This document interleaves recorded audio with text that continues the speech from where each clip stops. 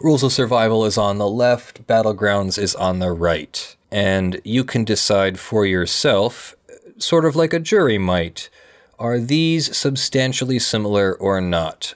All right, everyone, for our first major story of the week, I know a lot of you have been asking about this one, so we will definitely talk about the PUBG lawsuit against two mobile games released allegedly by NetEase. This is in the Northern District of California. Copyright, trade dress, unfair competition, and demand for a jury trial. Plaintiff PUBG is a corporation. PUBG America is in Santa Monica. Defendant NetEase is a corporation in the Cayman Islands, traded on NASDAQ as NTES. Defendant NetEase IT is a corporation in California, and this court has jurisdiction because NetEase conducts business in the jurisdiction. We skip over evaluating jurisdiction because it's its own kind of complicated thing, and if the parties want to fight it out over jurisdiction, we'll cover that or talk about it, but it's a pretty standard fight, whether or not the elements of jurisdiction, enough minimum contacts with the forum state and forum venue apply. And it's just kind of its own video, so we don't usually go into that. We will also probably not go terribly deep into this factual background because it explains from beginning to end here in about 15 pages how Battlegrounds works, how PlayerUnknown's Battlegrounds works. For example, Brandon Green is a video game developer. He is PlayerUnknown. March of 2016, Blue Hole hired Mr. Green to develop PlayerUnknown's Battlegrounds. They go into great detail about the audiovisual subject matter in Battlegrounds. It's an original work of authorship. It involves a pre-game lobby and waiting area. They look like that, but we're going to see more later. It involves an air jump from a plane. It involves parachuting down. It involves a map that looks like that. It involves gameplay that looks a bit like this. It involves acquiring equipment after landing. It involves armor and clothing and equipment and configuring your character and the infamous frying pan, including frying pan memes. Haha. It involves consumables, vehicles, etc. And spawn rates and buildings and settings. You get the idea. We know what PlayerUnknown's Battlegrounds is. Maybe I should page through this instead.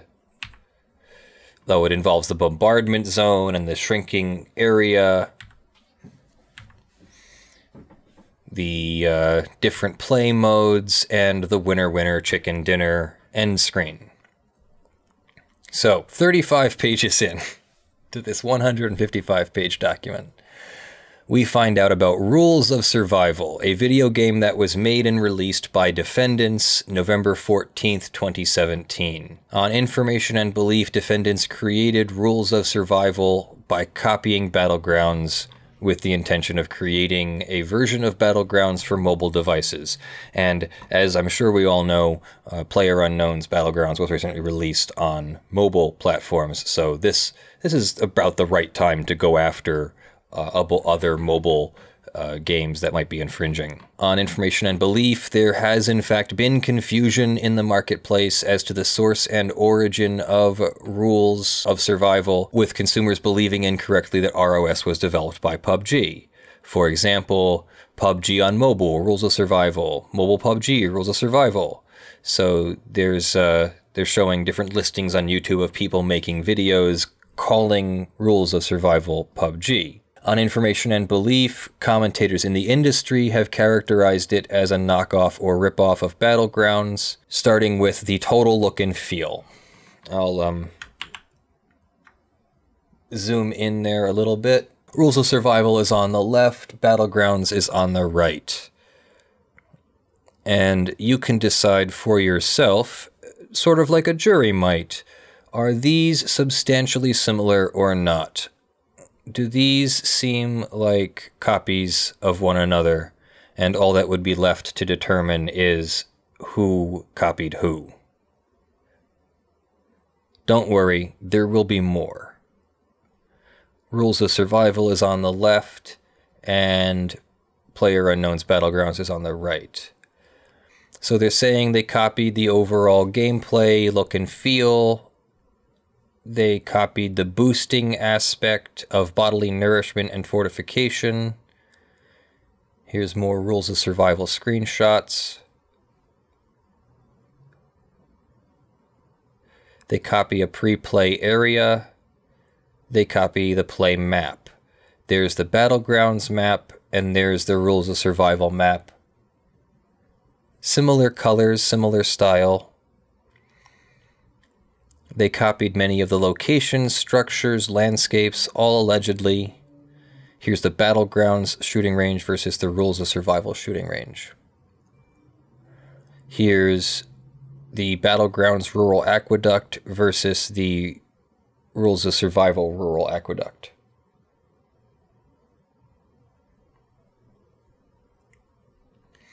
Here's the Battlegrounds port with shipping containers. Here's the Rules of Survival port with shipping containers. They all seem to have that same washed out color, the same sort of artistic style. Here's the farm area. There's a 2-story home. Look kind of the same, but then again, all homes are going to be like blocky looking homes.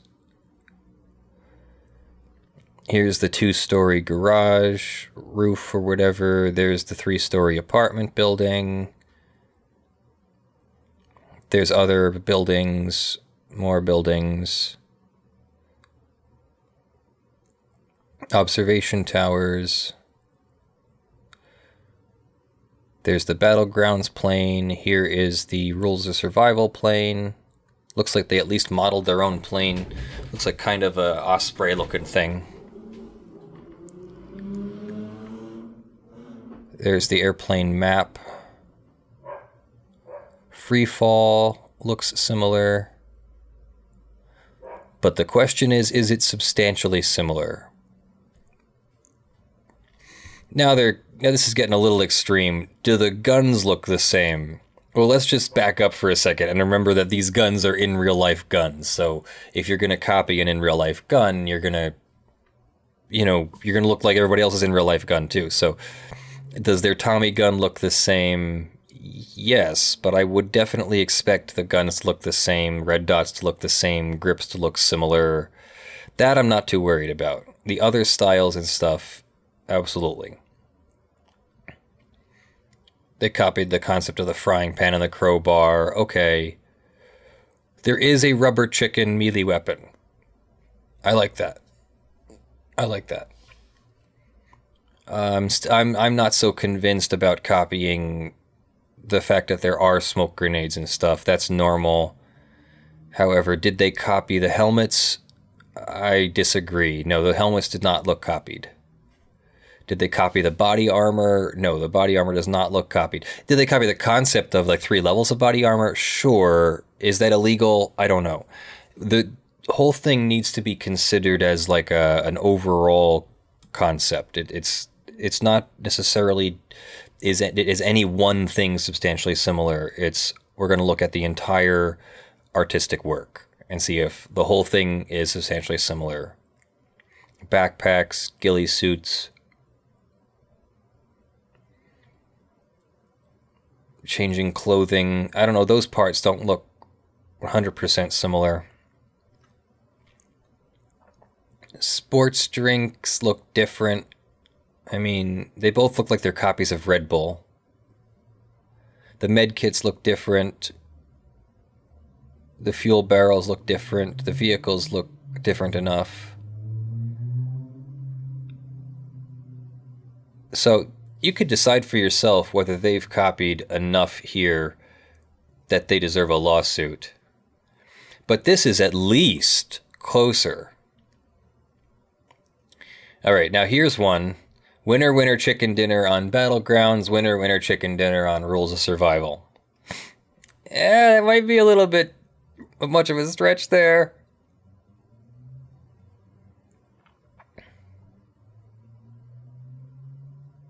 So, I don't know how much more there is to this.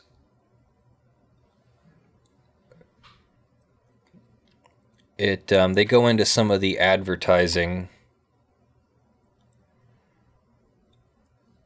Advertising looks a little bit different than PUBG's advertising, just a little bit. So without going into the next 65 pages of that, we'll stop there, and you can decide for yourself, chat. What do you think? Do you think that there is a claim there? Do you think that it's substantially similar, or do you think that maybe they changed enough, and the concept of Battlegrounds is not copyrightable, so there isn't really a thing. There isn't really a claim. What do you think? That looks awfully... It looks much closer than the people who were arguing that Fortnite Battlegrounds, Fortnite Battle Royale, I forget which the proper phrase is, but that Fortnite was a copy of PUBG. And who knows what happened in the background there? Fortnite and Epic may have eventually paid some sort of fee to just settle that so that it doesn't become a public thing. But this looks at least much closer to an actual claim. You know, I can't say for sure. You'd have to ask a jury. I would be willing to represent the plaintiff in filing this. That's only hypothetical. I'm not saying that Epic's going to hire me or anything. I'm just saying, like, if someone came to me with this level of claim, I would say, yeah, I could probably represent you. That looks colorable as a good claim for court. We'd need to know more. We'd need to do lots of investigating. It would cost lots of money, and I'm hoping that there are lots of attorneys involved, and it appears there are, because it looks like there's at least 2 or 3 attorneys involved from Sidley Austin in Los Angeles. So I don't think they have the worst chance here, actually. But we'll see. We'll see whether this goes anywhere, whether they settle, whether the thing actually gets to a jury, because that's the worst case in cases like these. Even if you have a good case, having to go present your whole copyright case before a jury can take days, and it's boring. It's like dissecting a joke. You know, and here's the helmet, and here's what the helmet looks like from this angle, and here's what the helmet looks like from this angle, and here's what their helmet looks like from this angle, and then here's the second helmet. Can you imagine having to do this for days? I mean, you try to make it interesting, but geez, you know, you have to go through it to make sure the jury gets the whole thing. So, not fun. So hopefully it doesn't have to go that far. I would definitely like to thank our $500 plus video sponsor, Kareem Harper, who will be sponsoring something about the whole Facebook, Cambridge Analytica, just general data privacy situation. I don't know all the specifics. I haven't worked them out with him there, but thank you very much, Kareem, for your contribution to the channel. Thank you very much to our $50 plus supporters, DJ Gilcrease, John Steele, Gavin Barnard, The Godslain, Eevi, Andy, Kyle Mudrak, John H. Andersen, Verement, Tayne, Sean McNamara, William Gonzalez, Michael Pearce, and LVE. You are all supporting at the $50 level.